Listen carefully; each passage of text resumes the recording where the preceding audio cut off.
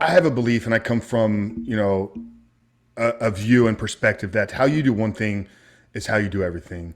Okay. Meaning, if you have a struggle in an area in your life that you have a compulsive behavior in, i.e., pornography addiction, chances are that compulsive behavior is going to manifest and appear in other areas of your Yeah. life, right? Like humans are creatures of habit. We're creatures of pattern. How you do one thing is how you do everything. So what we see with a lot of men that we're working with is, yes, the pornography is the main problem that they're struggling with, but a lot of them binge eat at the end of the day, or they participate in other recreational drugs. So Yeah. if we agree that how you do one thing is how you do everything, and that's going to manifest on the negative sides, then how can we use that philosophy to assist us in our recovery? So one thing that I landed on very early was the role of fasting. So we talked obviously at the beginning here about, Okay.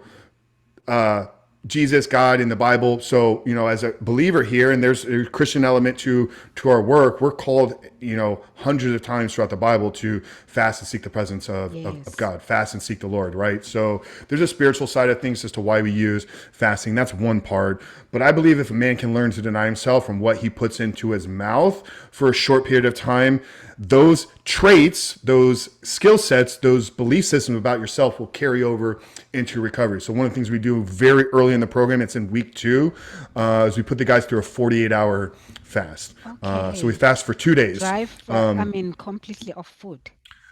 No food. So water is Just fine. You can have a water. little bit of coffee is fine. So yeah, just a water fast for 2 days. And Okay. what I tell them is it's very intentional.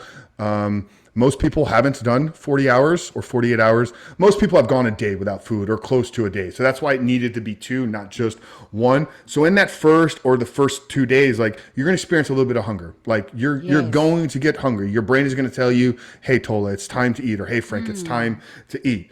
But when you learn to suppress that, what you quickly realize is those feelings of hunger are going to be gone very quickly. You learn Yeah. to suppress. You maybe sit in discomfort a little bit. Maybe you do a journaling session. Maybe go outside. You maybe do some breathing stuff. But the feelings dissipate. They disappear, right? Yeah. So what I tell the men is remember what that felt like. Remember, number one, the feelings, and remember how you process it and handled it. So in week 4 and week 5 of our program, when you feel a trigger and urge to pornography, you can recognize it and you can use some of the same things that carried over, or that were beneficial in the fasting side of things. So the spiritual side is number one, but Yeah. I believe fasting is a great, real, practical tool to help a man develop discipline, to help a man develop willpower.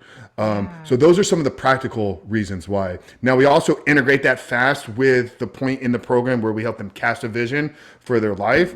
So we Okay. project a life 5 years out into the future of if you can stay free of pornography, what can your life potentially look like? What type of father can you become? What type of business owner can you become? What will your fitness look like? How will you grow in your spiritual relationship? So when we cast that vision out, I want them to do it in a clear mental state, which is why we fast, Yeah. for those 3 reasons. So the spiritual side of things, but I think the biggest benefit that the men get from a practical standpoint is realizing, like, just because we feel a certain way, we don't have to go satisfy that. And a lot of the discipline and willpower that comes out of that first fast is what carries the guy through the next 14 weeks. Yeah.